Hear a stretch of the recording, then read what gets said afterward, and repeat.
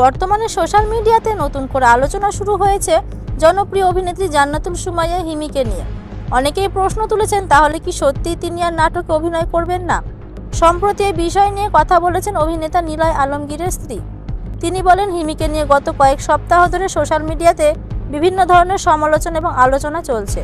বিশেষ করে তার কিছু ব্যক্তিগত বিষয় এবং কিছু সিদ্ধান্ত নিয়ে অনেকেই নানা মন্তব্য করেছেন। এই কারণেই নাকি কিছুটা মন খারাপ করে আছেন হিমি। নিলয় আলমগীরের স্ত্রীর কথায়, একজন শিল্পীর জন্য সবসময় সমালোচনা সহ্য করা সহজ নয়। অনেক সময় এসব বিষয় একজন অভিনেত্রীর কাজের উপরও প্রভাব ফেলে।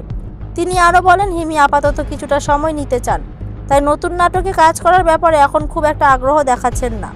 তবে অনেক ভক্ত মনে করেছেন এটি হয়তো সাময়িক বিরতি মাত্র। খুব শীঘ্রই আবার নতুন কোনো নাটক নিয়ে দর্শকের সামনে হাজির হতে পারেন হিমি। অনেক দর্শক আবার বলেছেন, একজন জনপ্রিয় অভিনেত্রী হিসেবে হিমির ফিরে আসা খুবই দরকার, কারণ তার অভিনয় উপস্থিতি নতুন নাটকগুলোকে আরও আকর্ষণীয় করে তোলে। এখন প্রশ্ন হচ্ছে, সত্যিই কি জান্নাতুল সুমাইয়া হিমি নাটক থেকে দূরে সরে যাচ্ছেন, নাকি এটি একটি কেবল সাময়িক বিরতি? এই বিষয়টি নিয়ে আপনার মতামত কি, অবশ্যই কমেন্টে জানাতে ভুলবেন না। ধন্যবাদ।